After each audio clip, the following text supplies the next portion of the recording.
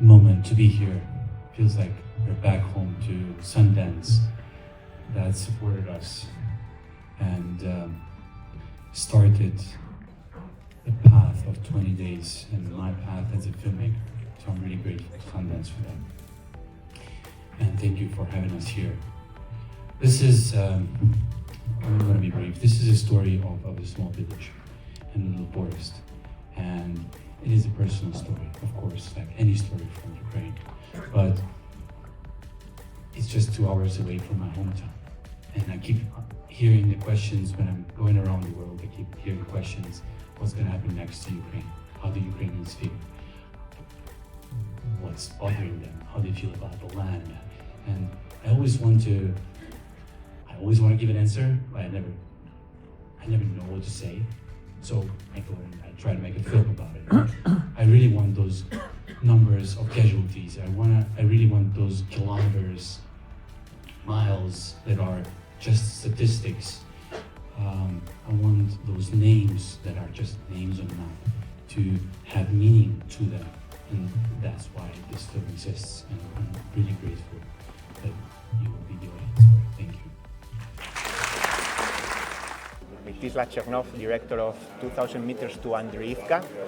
Yes, you got it right.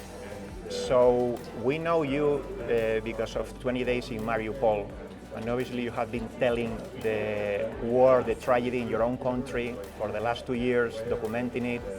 First, how is this movie similar or different to your first documentary about the war in Ukraine?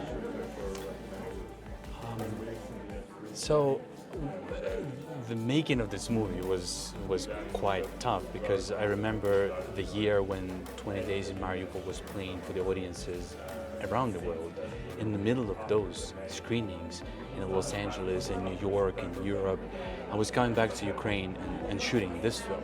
So it was such a contrast between two worlds.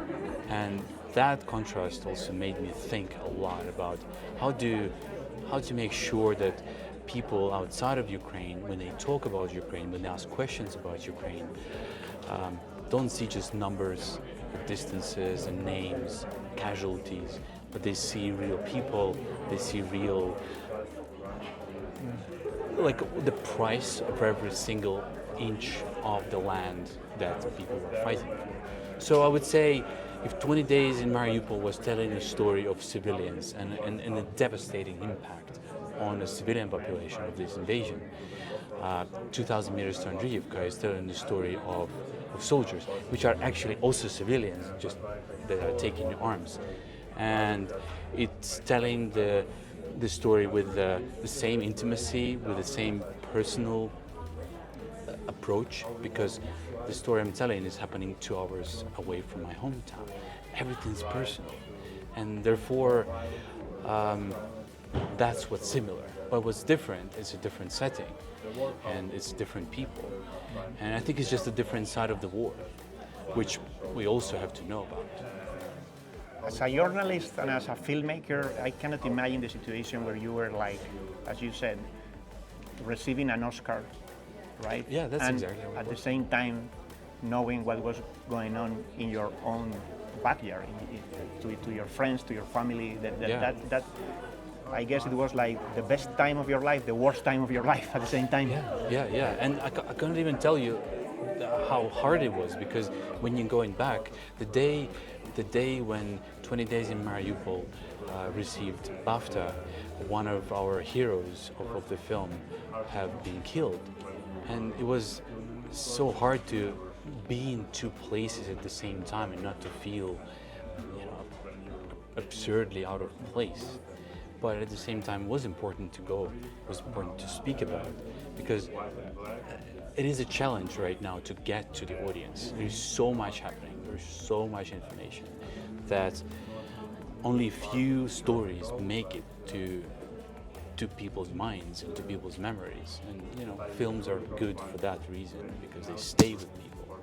Do you think these movies can have an impact on the public opinion? Because what is very tricky right now, and we have a new president here in the US that might change how the support of this country towards Ukraine. Do you have an opinion on that? What do you think is going to happen this year?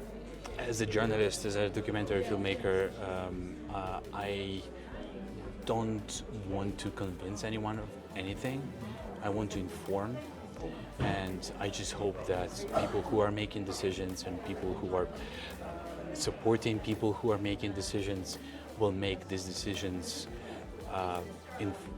being informed, and that's exactly what our work is for, because a lot of these important decisions, life-changing decisions, the decisions that can change the country and the history, could be made just judging by looking at the maps, and that's when the work of journalists and filmmakers is so important, because now you see beyond the maps, you see beyond the numbers.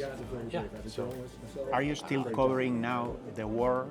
Because obviously you are done with this documentary, but I suppose you keep working on the ground.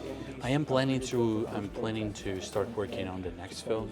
So, and it will be also about Ukraine. And of course, until this war goes on, my main focus will be on it.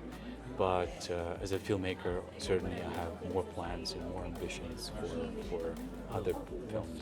Well, hopefully soon you can move to another topic, right? That would be a good signal.